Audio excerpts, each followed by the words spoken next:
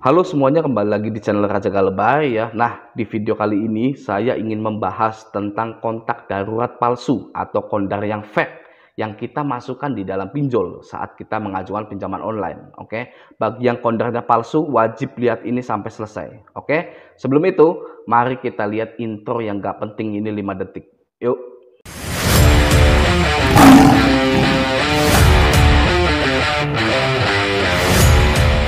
Nah, seperti yang Anda tahu, kondar atau kontak darurat itu sangat penting ketika kita ingin mengajukan pinjaman dana atau pay letter di aplikasi pinjaman online.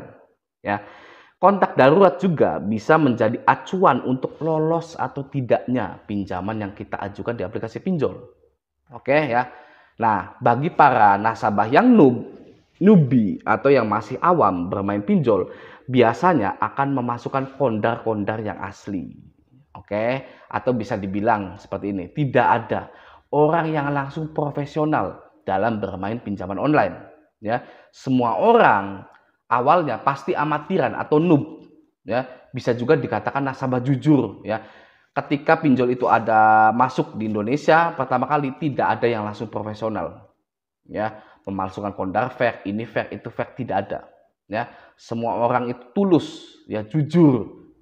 Oke, ya saya akan bayar, gitu kan ya, ketika saya pinjam, gitu ya. Tidak ada yang langsung pro player itu ya, sehingga banyak sekali ya orang-orang ini ketika terlambat membayar atau bahkan galbay merasa was-was jika kondar itu sampai ditagih oleh DC pinjol, gitu ya. Nah, berselangnya waktu ya muncullah para pro player game pinjol yang memasukkan kondar fake atau palsu, gitu ya, karena sudah berpengalaman galbay.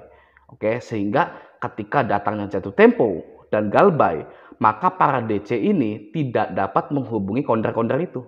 Ya, karena kondar itu sudah tidak aktif, nomornya dibuang gitu ya.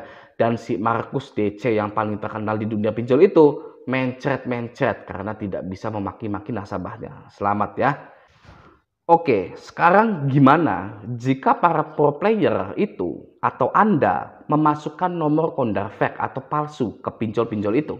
Ya, yang pertama, tidak ada aturan dari perusahaan pinjaman online wajib memasukkan kondar yang asli. Oke, Anda boleh baca-baca mungkin di term and condition ya atau perjanjian pinjaman saat Anda mengajukan di pinjaman online, tidak ada. Ya, jadi bebas mau memasukkan nomor siapapun Anda itu boleh. Ya, tidak ada perjanjian di pinjol manapun bahwa nomor kondar harus asli. Ya, harus bos Anda, harus atasan Anda, harus orang tua Anda, harus tetangga Anda. Anda bebas memasukkan kondar-kondar itu.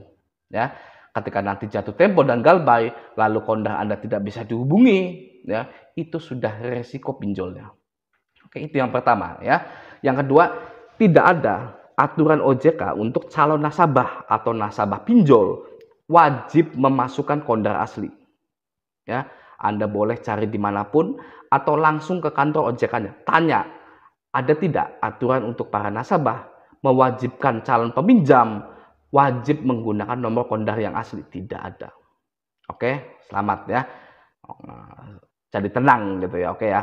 Nah, namun ada DC pinjol ya, bocah lah ya gitu ya. Anda tahu sendiri ya, DC pinjol itu bocah-bocah gitu ya, yang sok-sokan gitu ya, menakut-nakuti Anda karena nomor Anda fake ya. Anda akan diproses ke jalur hukum gitu ya. Nah, di sini saya akan menjelaskan, oke. Kalau kontak darurat fake ya, lalu Anda dicairkan dana ya, lalu Anda galbaikan karena tidak ada uang sama sekali ya, yang salah siapa? Ya, saya tanya, yang salah siapa? Kontak daruratnya fake, lalu Anda tetap dicairkan ya, lalu Anda galbay karena tidak ada uang sama sekali. Yang salah siapa? Pinjolnya. Ya. Kenapa perusahaan pinjol tidak memverifikasi data Anda dengan sungguh-sungguh? Ya, pertanyaannya, kenapa perusahaan pinjol itu ya asal mencairkan dana pada nasabahnya, tidak sungguh-sungguh memverifikasi setiap data yang masuk? Oke, cairkan, cairkan, cairkan. Ya, ayo. Ya, kenapa nih pinjol nih ya? Ada apa ini ya? Kok asal nyairin saja, gitu kan ya? Kenapa tim analis Anda yang lulusan S2 atau S3 atau S-Boba itu ya mencairkan dana ya. Apakah analis Anda kerjanya males ya? Lalu ya udah cairkan saja, atau analis Anda bekerja sama untuk mendapatkan uang ya. Atau analis Anda mengetahui celah-celah kelemahan dari perusahaan Anda, lalu mendapatkan uang pinjaman yang selanjutnya digalbaikan oleh diri mereka sendiri. Ya. Kalau misalkan nasabah ditekan, dicaci maki karena kontaknya tidak aktif, lalu DC Anda mengklaim bahwa ini nomor palsu, lalu nasabah itu bilang, ya, itu tidak palsu, itu nomor teman saya yang sekarang sudah tidak dipakai. Saya tidak tahu alasan dia tidak memakai nomor itu lagi, ya. Tanya saja ke teman saya. Lalu teman Anda bilang, "Oh, itu nomor kuota internet yang sekali pakai." Ya. Kalau teman Anda bilang, "Itu nomor kuota saya sekali pakai," ya, dan saya sudah tidak pakai nomor itu lagi. Gimana? Ya. Mau gimana? Suara jangkrik, jadinya krik krik krik, hening gitu kan. Kalau kondar Anda orang tua Anda dan orang tua Anda itu ganti nomor karena kartunya rusak, ya, suara jangkrik lagi. Ya kan, mau gimana gitu. Berarti DC-DC pinjol itu sudah memfitnah Anda, ya, memfitnah nasabahnya. Kejam sekali memfitnah kita, ya. Kenapa DC harus memfitnah nasabahnya dengan kondar fake, ya? Fitnah saja analis-analis Anda yang mencairkan dana itu. Benar tidak analis Anda mencairkan dana untuk nasabah atau untuk dirinya sendiri? Ya, nah, seperti itu, oke? Jadi permasalahan kondar yang tidak aktif itu dimanfaatkan para DC pinjol untuk menakut-nakuti Anda yang aslinya tidak pernah terjadi apa-apa, oke? Tidak masalah sama sekali. Saya sudah bilang kepada Anda, jangan pernah merespon tagihan yang masuk karena mereka punya segudang kalimat template untuk membuat Anda ketakutan, frustasi, ya, menghantam mental Anda agar Anda terus jadi budak pinjol yang pada akhirnya harta Anda akan habis hanya untuk menutupi pinjaman online Anda. Gitu ya. Atau untuk terus-menerus Anda itu bayar ke pinjol gitu ya. Bayar pinjol. Oke, kata DC-nya, "Loh ya jangan pinjem dong, kalau tahu nggak mampu bayar." Anda bilang, "Anda Tuhan." Ya. Tahu dari mana kalau saya ke depannya tidak bisa bayar pinjaman online? Ya. Memangnya saya time traveler, penjelajah waktu, gitu ya. Saya punya pintu Doraemon yang bisa ke masa depan melihat saya galbay.